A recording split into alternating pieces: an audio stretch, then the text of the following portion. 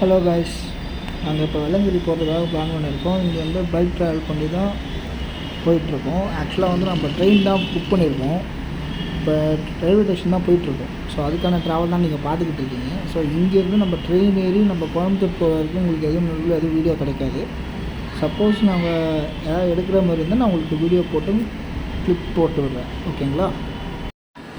அதான் காய்ஸ், நம்ம இப்போ கோயம்புத்தூர் வந்து ரீச் ஆகிட்டோம். ஸோ இங்கேருந்து நம்ம பஸ் ஸ்டாண்டுக்கு போய் தான் பஸ் ஏறி வெள்ளங்கிரிக்கு போகணும். நம்ம இப்போ பிளான் என்ன பண்ணியிருக்கோம் அப்படின்னா, ஃபஸ்ட்டு காலைல பிரேக்ஃபாஸ்ட் சாப்பிட்ருவோம். சாப்பிட்டுட்டு நம்ம பஸ் ஸ்டாண்டுக்கு போக போகிறோம் அப்படின்னு தான் பிளான் பண்ணியிருக்கோம். ஆக்சுவலாக நம்ம பார்த்திங்கன்னா சாப்பிட்டோம், நல்லபடியாக ஒரு இடத்துல சாப்பிட்டோம்.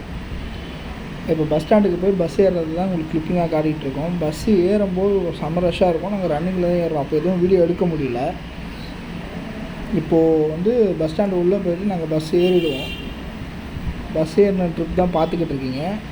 ஸோ அது ஏறி முடிச்சிட்டோம். இப்போ சீட்டிங்லாம் உட்காந்தாச்சு.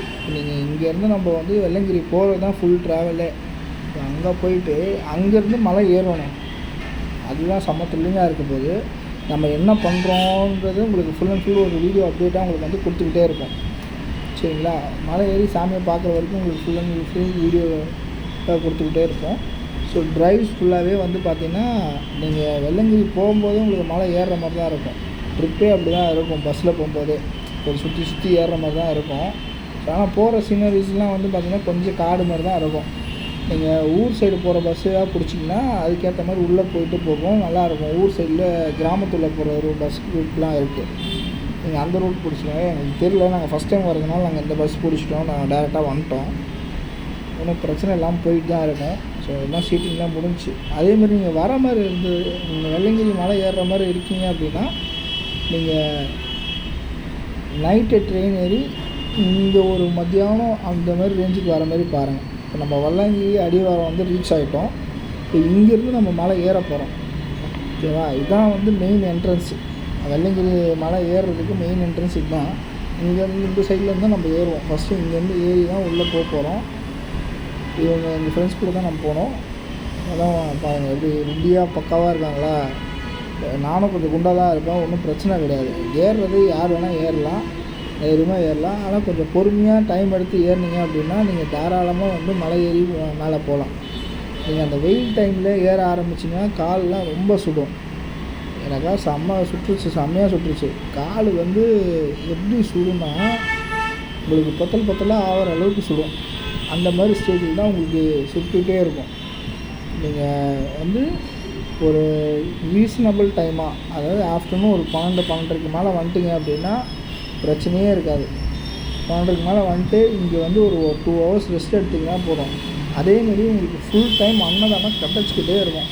நீங்கள் எப்போ வந்தாலும் அன்னதானம் போட்டுகிட்டே இருப்பாங்க.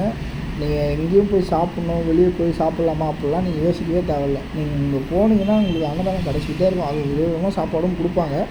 அதெல்லாம் எந்த பிரச்சனையும் கிடையாது. நீங்கள் தாராளமாக சாப்பிட்லாம்.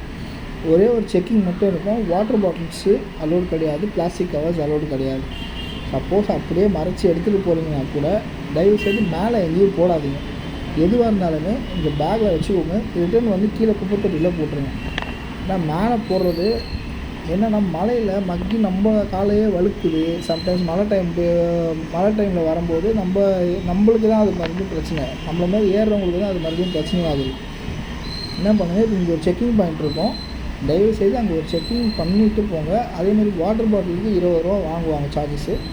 அந்த 20 ரூபாய் கொடுத்து அவங்க ஒரு ஸ்டிக்கர் கொடுப்பாங்க. ரிட்டன் நீங்கள் இப்போ அந்த வாட்டர் பாட்டில் கையோடு எடுத்துகிட்டு வந்தீங்கன்னா அந்த 20 ரூபா ரிட்டன் உங்களுக்கு கொடுத்துருவாங்க.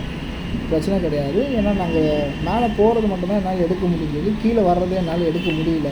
ஏன்னா நாங்கள் அவ்வளோ டயர்டாகிட்டோம். ஏன்னா நாங்கள் போய் இப்போ நம்ம ஏறுற டைம் பார்த்திங்கன்னா ஒரு 3:30 மணி இருக்கும்.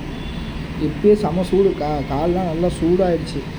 ஸோ நீங்கள் என்ட்ரன்ஸ்லேயே அங்கே மலை ஏறுறதுக்கு ஸ்டார்டிங்லேயே வந்து இங்கே ஃபாரஸ்ட் வைப்பாங்க. நீங்கள் அந்த இதெல்லாம் போட்டு பேக்லாம் பண்ணி கொடுத்துருவாங்க. அவங்களே பேப்பரில் போட்டு கொடுப்பாங்க.